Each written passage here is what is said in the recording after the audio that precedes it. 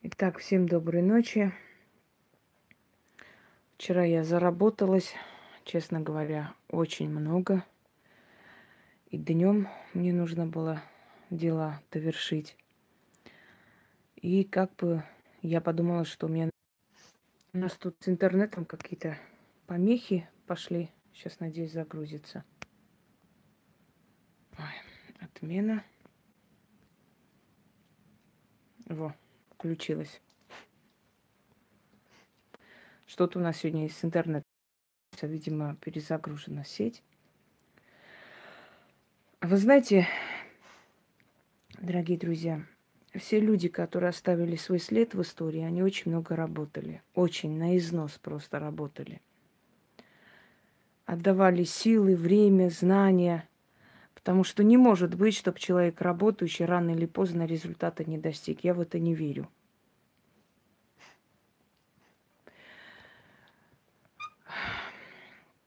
Не верю по той причине, что работа обязательно дает результат.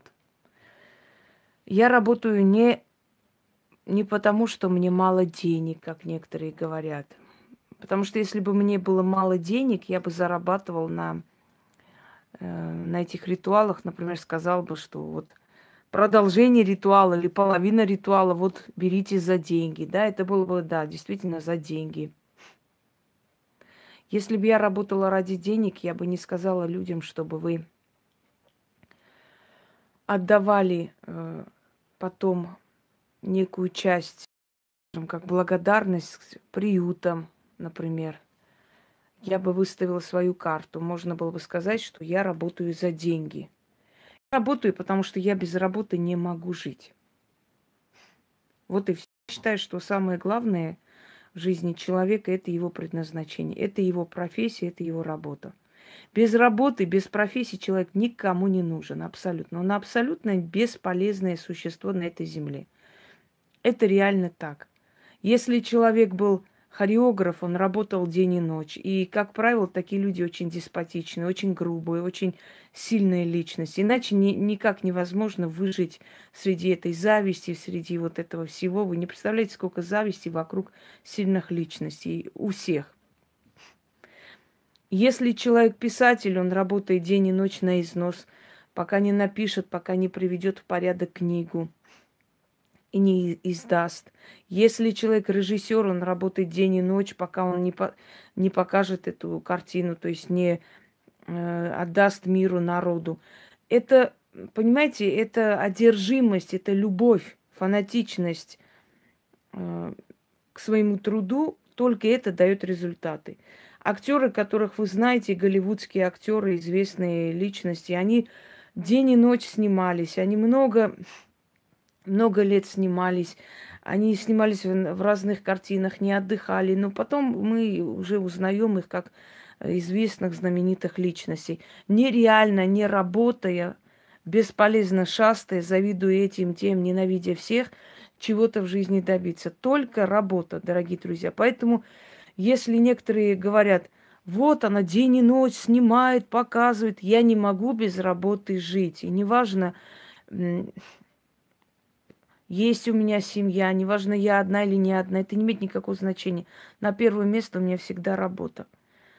Ты для этого приходишь в этот мир. Каждый человек приходит для своего предназначения, для своей миссии. Работа, она вытаскивает человека из нужды. Работа дает тебе имя, это имя потом работает на тебя. Работа тебе обеспечивает уважение людей, понимаете? В конце концов, работа дает тебе наслаждение. Я просто не представляю свою жизнь без работы. Вот и все. Я всегда работала очень много. Просто не всегда у меня был канал, мне было не до канала одно время. А потом, когда уже появился канал, вся эта информация, все эти знания, все это вот шквалом пошло сюда и в мир, в людей. И все, что я вам дарю, это уже мне не принадлежит по сути. Это уже достояние мира. Люди берут, этим пользуются, это им помогает.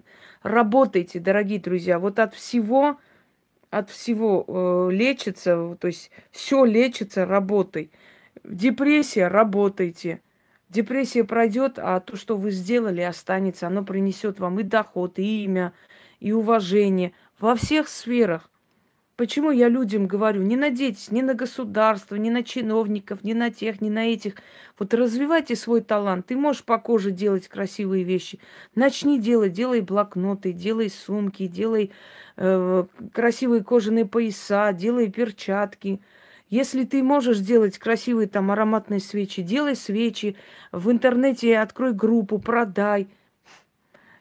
Ты из камней можешь выложить какие-то красивые картины. Сделай красивые картины из камней, выкладывай, найдутся люди, ценители твоего искусства. Все так делали, дорогие друзья. Все известные художники, все известные писатели, там музыканты когда-то на улицах выступали. А сейчас они собирают целые публики, целые вернисажи, понимаете? Все начинается с трудностей, с нуля, с, ну, с нелегких путей, скажем так, препятствия, все мешают. Когда ты выходишь из толпы и хочешь чем-то отличиться от них, они будут делать все, чтобы тебя вернуть. Потому что когда человек бедный, несчастный, когда загнанный, он очень удобный, выгодный, им можно манипулировать. Хотим сильное государство, каждый из нас должен работать. Каждый из нас должен свою жизнь улучшать, понимаете, облагораживать. И тогда, ведь государство это мы с вами. Каждый из нас все вместе составляем наше государство. Если каждый из нас будет человек занятый, самодостаточный, живущий в достатке, работающий, нашедший себя в жизни, то, естественно, в государстве прибавится больше и достойных людей, счастливых людей, и работоспособных людей. С себя надо начинать. Никто не придет вечно, какие-то пророчества, какой-то царь должен прийти то с Пскова, то еще откуда-то прийти спасать. Вот мы вечно ждем какого-то царя, который придет и все исправит. Ну что сделает этот царь? Он что, деньги придет раздавать всем или конфеты? Понимаете, это их жизнь. Политики это политики, власть это власть. Если мы будем тратить всю свою жизнь на то, чтобы вот они такие сики, да, они всегда были и есть, и будут такие сики. Власть для себя жила, а народ жил для себя. Как-то же жили тысячелетиями, правда? Если мы будем просто каждый божий день доводить себя до инсультов и инфарктов из-за того, что они нехорошие такие, наша жизнь пройдет. Они наслаждаются жизнью, им абсолютно начихать на наши там хорошо нам или плохо нам, мы их любим или нет. А мы сидим, тратим свою жизнь, свою нервную систему, губим. Ради чего? Ради того, что вот мы их не любим. Да не любите, они в нашей любви не нуждаются, если честно. Понимаете? Мы должны свою жизнь прожить, своих детей вырастить, поднять, радоваться жизни, что-то купить, путешествовать, вот развивать свои таланты. У каждого есть свой талант, который может развивать. Всему причина лень. Лень, банальная лень, когда можно на всех сваливать. Понимаете? При каждой власти человек может хорошо жить, при каждой власти. И сейчас мы живем не так уж и плохо. Вспомните блокадные годы, когда люди кусок хлеба не могли найти, когда дети умирали на глазах. Это страшно. Мы в данный момент, может быть, самый лучший век живем. И страшный век, и век опустошения, где-то деградации, но в то же самое время век комфорта.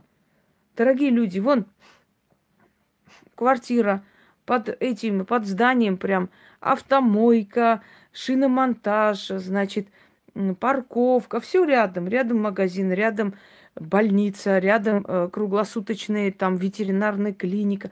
Все делается уже для комфорта людей. Мы не живем уже, как наши деды жили, бедные, день и ночь там караулили свои эти маленькие огороды, чтобы что-нибудь собрать весь год, как-нибудь жить. Все было расписано, знаете, ничего лишнего не было.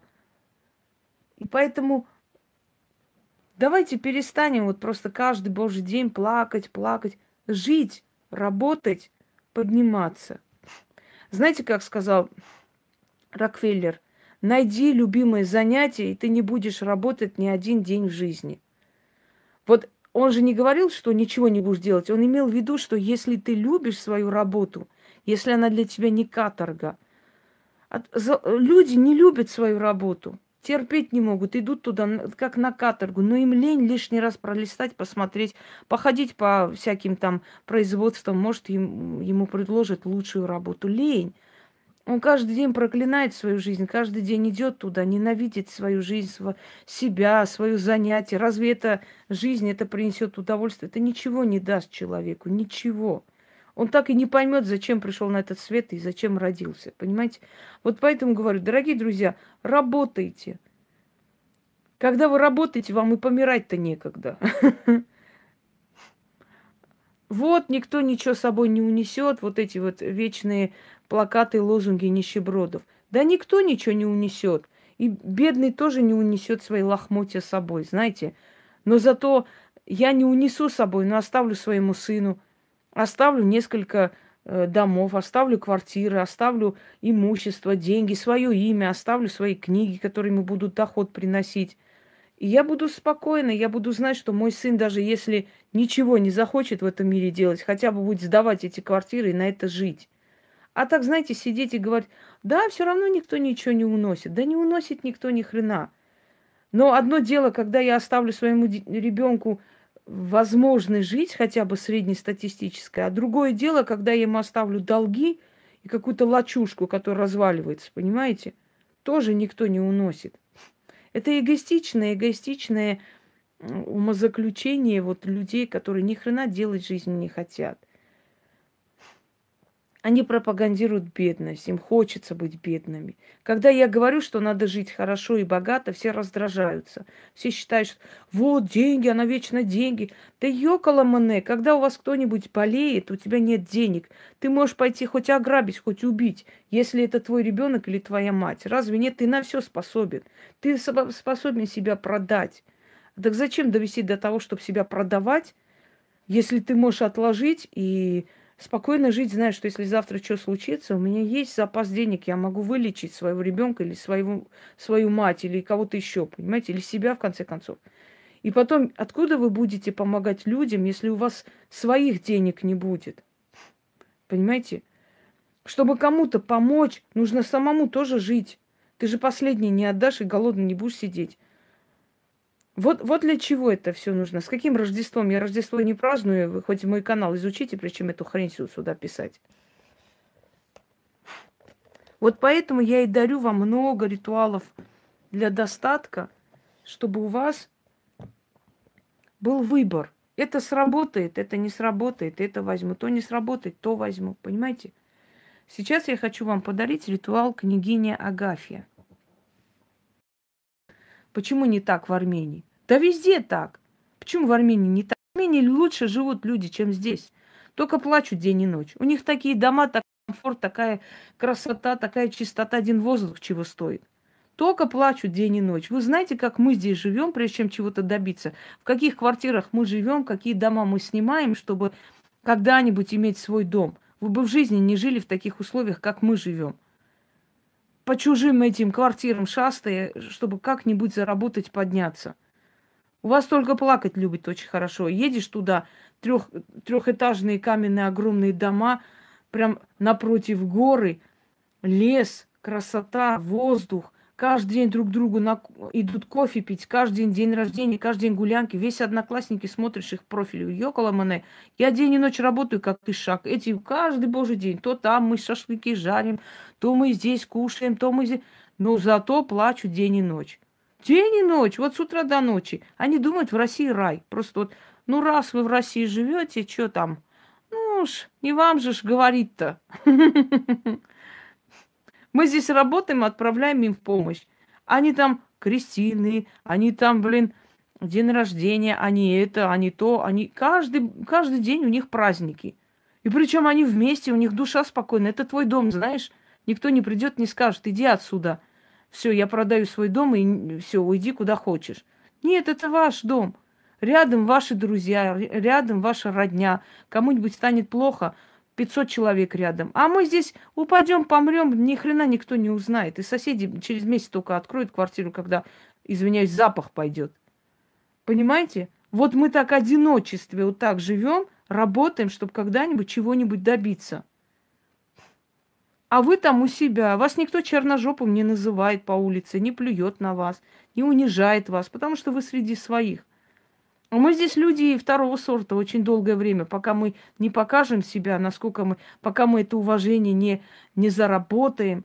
Россия – это школа жизни, здесь не каждый выживает. Вон в Москве сколько народу приезжает, уезжает, почему не остаются? Пусть останутся. Да потому что в Москве работать надо, как ишаки. 40 тысяч пробуйте отдать каждый месяц только за квартиру. Я посмотрю на вас, как вы будете работать. Понимаете? А вот сидят и плачут. Вот мы бедные, несчастные. Вот в Армении не так. Почему не так в Армении-то? Почему не так в Армении? Объясните, в Армении есть мастера по камню, в Армении есть мастера там по резьбе, особенно Кавказ, вообще за Кавказе, там такие мастера, такие замечательные вещи. Вон кубачи. Как зарабатывают люди в Дагестане? Как они работают? Сайты есть, создают, магазины создают, интернет-магазины, отправляют отсюда туда. Почему с Армении? Сейчас мир такой, вы не можете с Армении отправлять свои изделия? Можете.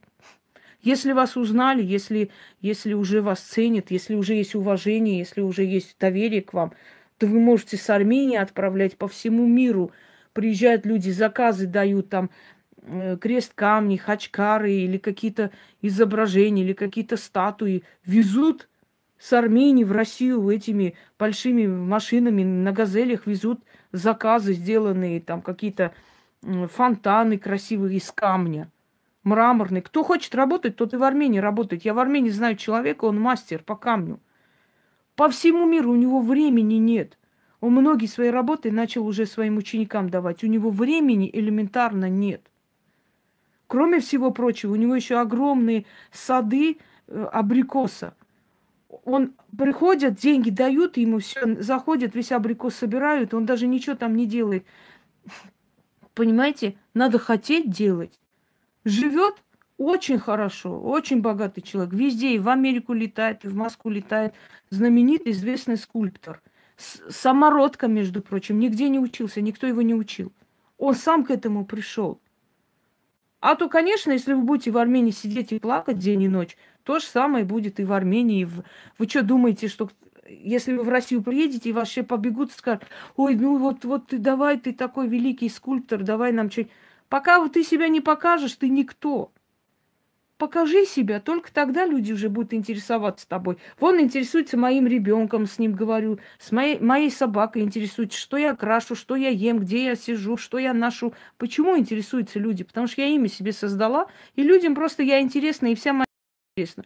А если бы я была никто, Марья Васильевна из какого-то колхоза Кукуевска, да чихать люди хотели, что я крашу, что я ем, как у меня с сыном разговор, какая у меня собака. Понимаешь? Сначала ты должна быть интересной личностью, потом известной личностью, а потом люди тобой интересуются, узнают, любят тебя и ценят твою работу, и одаривают, и покупают, и все на свете. Не сидите, дорогие мои. Камни, на камнях можно заработать. Камни – великое богатство. Не во всех странах есть камни. В России за камни, знаете, какие деньги дают? В России камней нету. Здесь блочные дома искусственные. Испокон веков строили из дерева, поэтому терема княжеские очень мало сохранились. В основном сохранились только каменные здания. Здесь камень на весь золото, а вы на золоте прям сидите, на золоте. Там за камень вам никто ничего не скажет. Там мрамор копейки стоит. Покупают и делают самые красивые вещи. А здесь мрамор, блин, извини меня, один маленький мрамор поставить на кладбище 200-300 тысяч стоит. Начиная, это еще только начиная с этого, до нескольких миллионов. А вы сидите просто, понимаете, на этих богатствах и плачете сутками. Хватит уже плакать. Показывают Йоколамане, показывают кухню в Армении, показывают их дома. Ну все удобства есть. Тем более армяне, они всегда любят хорошо жить. Они никогда не живут как-нибудь. У них должно быть самое лучшее удобство. И давай чесать. Мы бедные. Вот в Армении-то не так, как... Да потому что вы все время смотрите по сторонам. Вы все время смотрите. Вот армяне в Америке, они хорошо живут. Конечно. Куда уж нам? Чего ж вы там жаловаться-то? Вам-то жаловаться. Россия, о, там-то хорошо, жирно живут, особенно московские армяне. Чего там жаловаться-то? А вы вообще в курсе дела, что я 20 лет к этому шла? 20 лет. И моя зарплата однажды, одно время, когда я вела экскурсии по музею, дорогие друзья, внимание, 3000 рублей было. Сначала 1800, а потом 3. И я каждый день ездила с утра до ночи, там работала. Надо было выйти где-нибудь, с чего-нибудь начать. Смотришь, блин, такие машины ездят.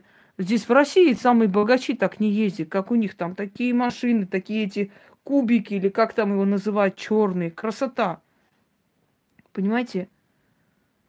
Со мной на «вы», Марина. Со мной на «вы». Неважно, сколько вам лет.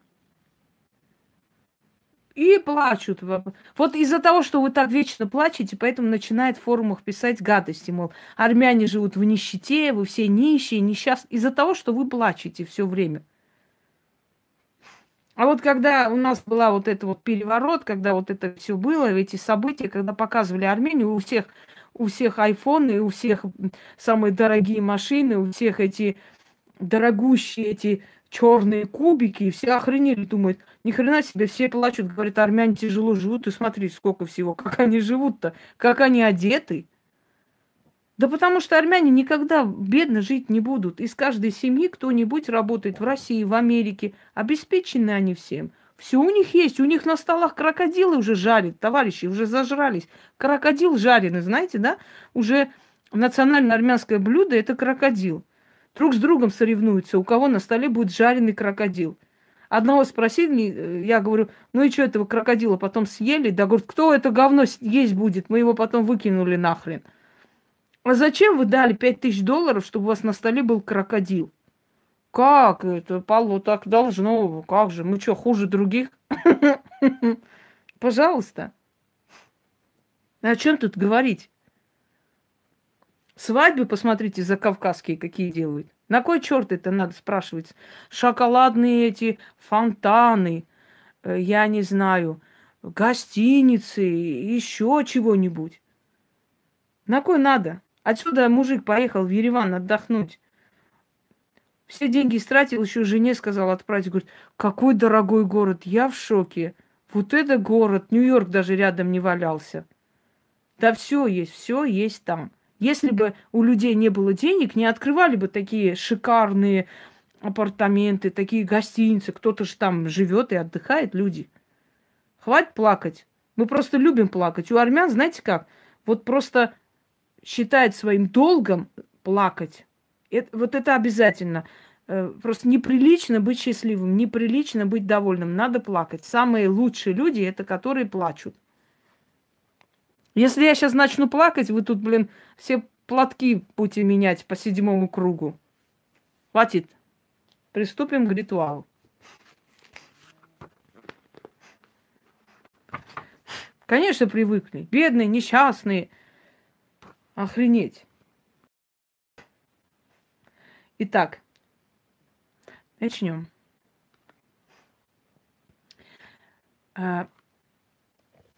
Значит, здесь мех.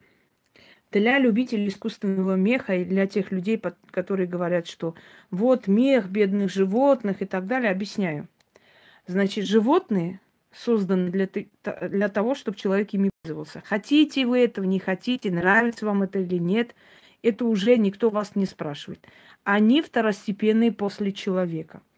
Но есть животные разумные, а есть животные дикие, которые были созданы для того, чтобы согреть человека, чтобы человек этим пользовался и жил. Давайте льву тоже скажем, зачем ты ешь бедных животных? Жри траву в саванне. Он так создан, понимаете? Он так создан. Его пищеварительная система хищная. И он должен есть. Человек мясоед. Если человек мясо не ест долго, у него начинается цинга, у него начинаются костные болезни, потому что в мясе содержится то, что в других продуктах просто не существует, она не заменяет просто-напросто никак. Так вот, я абсолютно против умершления животных. жестоким способом. Я считаю, что когда животное в агонии, когда животное мучается, это бесчеловечно. Животное должно быть умершлено так, чтобы он даже не понял. Вот очень опытные, скажем, мясники, они убивают так, что животное не ощущает боли. Они знают, куда бить. Это сонную артерию. Бьют в сонную артерию, оттуда вытекает кровь, то есть она отключается, животное отключается, и все. Не чувствует боли. За жестокое убийство животного, это, знаете, это тоже за это придется отвечать. Когда человек наслаждается болью живого существа. Есть животные разумные. Это собаки, кошки, питомцы наши домашние. Это разумные животные. Они живут много тысячелетий рядом с человеком. И многое, очень многое переняли от человека. Поэтому они часть жизни человека. Их убивать бесчеловечно, поскольку они все понимают. Понимаете, если они понимают, если они разумны, их убийство равняется убийству человека. Далее. Мех. Природный мех, мех настоящий, он обладает энергией богатства. Силы, которые приходили, притягивались к людям богатым, это люди, которые носили меха, бриллианты, носили дорогие камни. То есть это энергия богатства, никуда не денешься. Эти настоящие натуральные природные материалы притягивают богатство. Теперь всем любителям искусственных шуб объясняю, что если будут открываться химзаводы для того, чтобы из химволокна делать для вас искусственные шубы, то загубится огромное количество природы. Поскольку шуба дорогая вещь, дорогое удовольствие, то животного мира гибнет из-за шуб не так много, как вам казалось бы. Еще раз говорю, я против бесчеловечного убийства животных, когда сдирают кожу живьем практически. Я против таких садистских методов убийства. Животное не должно чувствовать боли. Есть фермы, в которых перемешивают определенные снотворные, животное ест, засыпает, а потом его убивает током. То есть он уходит, не понимая, не осознавая. Мучительная смерть животного, она чревата. И я абсолютно против вот таких вот, скажем, бесчеловечных методов. Но я вам еще раз говорю, что именно потому, что мех и шуба дорогое удовольствие, его мало, не так много. Именно поэтому это оберегает среду обитания, поскольку в основном это фермерские животные. Никто в лесу не бегает за лисами. Эти лисы в лесах, они размножаются, живут спокойно. Да, по-зверски я против. Это не человеческий метод. Но можно сделать по-другому. Получил 1000 долларов, очень хорошо. Пожалуйста, продолжайте дальше делать. Так вот, химволокно. Химволокно вызывает астму. Химволокно вызывает рак. Давайте скажем честно. Вот наши эти сапоги из дермантина и сапоги из кожи. Снимаешь дермантин, ноги воняют, извините за выражение. Снимаешь сапоги, абсолютно нормальное состояние. Сапоги из кожи греют. Сапоги из кожи безопасны. Сапоги из дермантина вызывают со временем ревматизму и всякие болезни. Если искусственная кожа все время носится на груди, есть большой риск рака груди. Вы дышите химволокно, есть большой риск астмы. Дорогие друзья, древние люди были не идиоты, которые всегда носили натуральные меха и натуральные кожи. Даже бедные люди носили хотя бы там коровью кожу или, скажем, то же самое дубленка была тогда более так как бы доступна для более такого сословия, да, бедного сословия. Так вот, вы когда все время говорите, что надо переходить на искусственные меха, вы просто подумайте, что это загубит природу. Вы представляете, сколько химзаводов построят? Сколько природы убьет это? Сколько людей заболеют астмой? Сколько людей будут дышать и носить химволокно? Так вот, натуральный мех, он был, есть и должен быть. И я уже сказала, что животное не должно чувствовать боли. Только тогда из него взятый мех идет впрок человеку. И все остальное в том числе. Нельзя использовать бесчеловечно животное. Вот и все. Это зависит от совести хозяина, который содержит эту ферму. Будет он бессовестный, ему это все выйдет боком. Будет совестливый человек, будет делать по-человечески. Это зависит от людей. Дальше. Камни. Натуральные камни. Золото, серебро и так далее. Волка почему нет? Подойдет. У меня есть шуба из койота. Нормально, красивая, необычная шуба. Редкие вещи очень даже подходят. Почему нет? Так вот, дорогие друзья, почему нужно носить натуральные камни? Потому что натуральные, настоящие камни, их называют кости земли.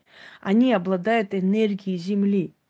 Понимаете, вот это все натуральное, настоящее, она притягивает к себе настоящее. У него сила есть.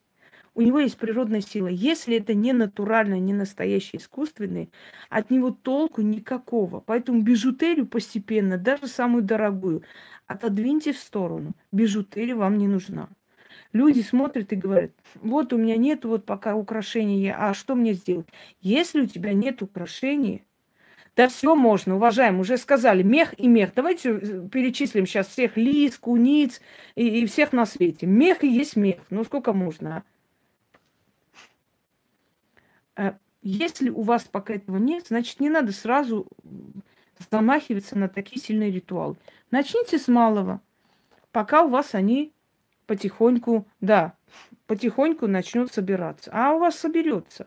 У всех моих зрителей, которые год-два смотрят мой канал, уже в сундуках места нет. 1000000% уверяю, у меня даже сомнений нет. Вы знаете, у меня уже сомнений нет. Я так спокойно вообще в своей работе, я уже в свое русло вошла, я реально уже просто настолько спокойно к этому всему отношусь, что вот как вам сказать, так, я выкидываю уже этих людей реально. На шубе можно делать. А это что, слепая, что ли? Это не шуба, по-твоему? Потому что я знаю, что, значит, что я хотела сказать? Сбили меня. У всех уже полно украшений. Уже постепенно накапливается. Где-то подарили, где-то еще. Вот денежный, там, сохранись деньга, да, ритуал. Знаете, как он действует? Человек, например, сохраняются его деньги. Вот он хочет одну купить, вторую купить. Вот он взял сумму, пошел на рынок. Вот женщина сегодня написала. Я купила себе кольцо, зятю кольцо. И везде с очень большими скидками. Чуть ли не по минус 70% и так далее. Естественно, у нее практически деньги не потратились. Но то, что она хотела, она купила. Вот как силы действуют. Вот таким образом. Начнем.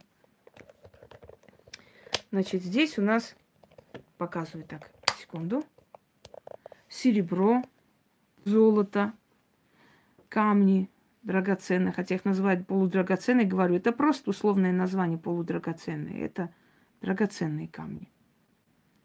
Это горный хрусталь, это тоже горный хрусталь. Это из Индии мне привезли. Вот. Это белый аметист. Это тоже зеленый аметист. Нет, это не зеленый аметист, турмалин. Здравствуйте. Так вот, это я вам показывала, это мне подарок. Видите, это с монетами Тиграна Великого. Это печать моего рода, лев. Вот. То есть должно быть драгоценные камни, серебро, золото и так далее. И мех. Читать нужно 6 раз. Но если вы хотите, чтобы оно как бы сработало более усиленно для вас, значит, нужно читать столько раз, сколько вам лет.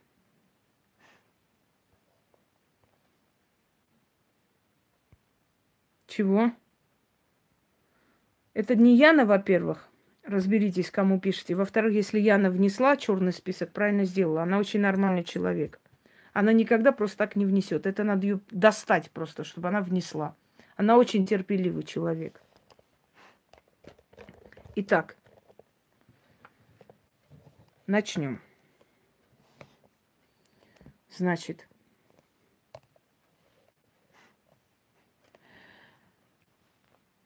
читайте, распустите волосы, разложите украшения сколько угодно. Это вы уже ваше желание, скажем так. Вы сами решаете, как, сколько вам нужно ложить и какой алтарь создать. Мех может быть любой, и леса, и что угодно. Итак, княгиня Агафья. Дело в том, что когда вы просите богатства и имущества и так далее, к иконам и не к нищим святым, которые были в жизни гонимые, да, великомученики, что они вам, вот Николай Чудотвор даст вам денег и так далее. Откуда он даст, если он при жизни ими не обладал? Он не знает, что это такое, чего вы просите вообще. Для него великое счастье – это умереть в мученичестве. И он то же самое вам и даст. Теперь,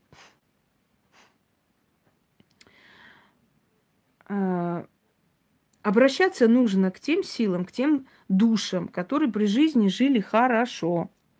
Они знают, что такое богатство, они знают толк в богатстве, они это богатство вам и дадут.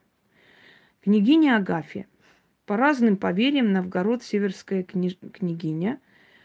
Ну, в принципе, в Новгород-Северском княжестве было несколько Агафий. Неизвестно, о ком именно идет речь, но по разным легендам, рассказам, это была очень богатая княгиня, которая знатно, к ней приходили караваны и имущество, и она прожила в достатке и умерла в глубокой старости.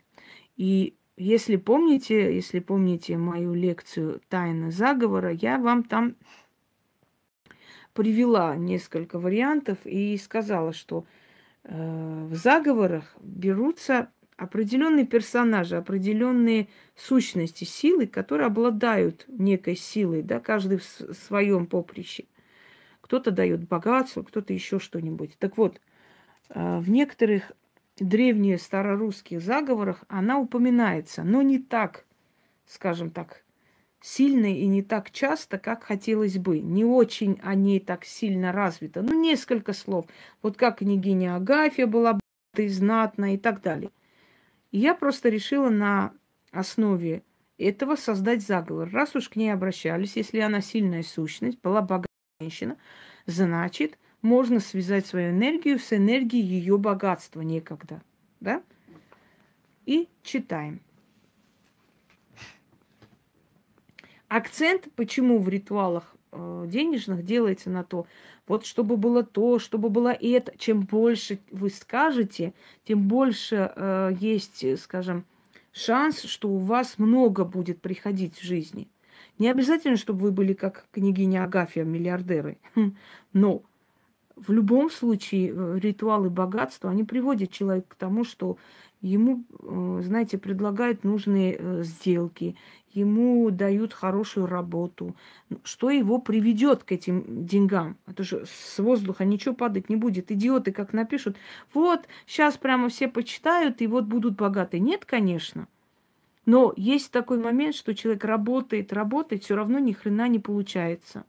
А если он еще и делает ритуалы и получает благословение богов, то его работа дает результат. Вот тогда одно с другим соединяется, и у человека достаток. Понимаете, в чем дело? Княгиня Агафья по терему ходила, а терем светлый, а терем богатый. А княгине Агафьи гости спешат, знатные, дары несут, деньги везут, меха да соболя, злато серебро, жемчуга да каменья, да всякое добро. Из салтанской стороны, из палат Царьграда, ей идут дары, и она им рада. Вся в шелках укуталась, шелка, вся в меха одетая. Столько денег и даров в сундуках, что будь здоров. Дом от денег, как казна, вся богатая она. На столах еда и мед. Ей любуется народ. Жизнь в достатке без забот. Как княгиня та живет, поживает, добро наживает, в богатстве толк знает, так и мне жить, есть да пить и подарки получать. Буду я теперь подстать. Ведь Агафья — это я, и доля богатая отныне моя. Мои слова да богам в уши, жду от них благую весть. Так и будет, уже есть. И дальше. Хочу богатства, чтобы столы от явств ломались, и богатые со мной узнались, чтобы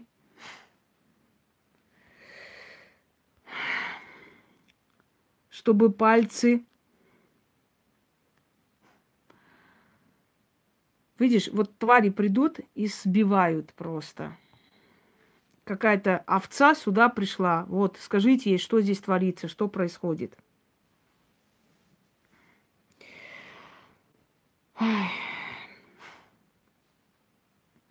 Дальше. Давайте по новой. Хочу богатства, чтобы столы от явств ломались, и богатые со мною знались, чтобы пальцы алмазы украшали, чтобы стены в богатстве утопали, чтобы сундуки ломались от денег, чтобы дом мой был, как княжичья казна, каждый день обновы, дары да деньга. Словно дом мой золотая река, да алмазные мои берега, солнце на восток, луна на запад. А словам моим сила, о судьба, дай мне то, что я просила, я благодарное дитя. Истинно так. Давайте еще раз прочитаем. Вот заходишь, животное, взрослая баба, я не знаю, лет 50. А что тут происходит? А это куда я попала? В ад ты попала. Вот куда. Ненавижу такую живность. Давайте дальше. Еще раз. Княгиня Агафья по терему ходила, а терем светлый, а терем богатый. А к княгине Агафье гости спешат знатные, дары несут, деньги везут, меха да соболя, злато, серебро, жемчуга да каменья, да всякое добро. Из салтанской стороны, из палат Царьграда ей идут дары, и она им рада. Вся в шелка укуталась, вся в меха одетая. Сколько денег и даров в сундуках, что будь здоров. Дом от денег, как казна, вся богатая она. На столах еда и мед, ей любуется народ. Жизнь в достатке, без забот. Как княгиня-то живет, поживает, добро наживает, в богатстве толк знает, так и мне жить, есть допить и подарки получать. Буду я теперь подстать, ведь Агафья — это я, и доля богатая отныне моя. Мои слова да богам в уши, жду от них благую весть, так и будет, уже есть. Хочу богатства, чтобы столы от явств ломались, и богатые со мной узнались, чтобы пальцы алмазы украшали, чтобы стены в богатстве утопали, чтобы сундуки ломались от денег, чтобы дом мой был, как княжья казна, каждый день обновы, дары да деньга. Словно дом мой, золотая река, да алмазные мои берега, солнце на восток, луна на запад, а словам моим сила. О, судьба, дай мне то, что я просила. Я благодарное дитя. Истинно так. Замечательно работает. Сделайте, проведите, сами увидите. Такие работы, в которых собрано очень много положительной энергии, положительного посыла, они очень быстро срабатывают. Делайте, не ленитесь, потому что недостаточно подняться на денежную волну. Надо на этой волне продержаться, остаться. А это очень важно. А потом вы сами заметите, насколько ваша жизнь будет в достатке и без, скажем так, без трудностей. Реально так. Будут даваться вам все, что вы хотите, без трудностей. Все. У нас долго получается, потому что прямой эфир и обратная связь, разговариваем. Я, наверное, еще кое-что сниму, если у меня будет сила. И я сегодня заставлю все-таки себя чуть пораньше лечь, чтобы завтра куда-нибудь выйти. убежать просто-напросто, потому что очень устала. Все. Яна все это записывает. Если у вас нет терпения, берите, запишите сами. Пожалуйста, не нужно это некрасиво постоянно. Вот, а где ритуал, а что ритуал? Когда будет, тогда и напечатают. Если вам не втерпешь, останавливайте и печатайте сами. Всем удачи!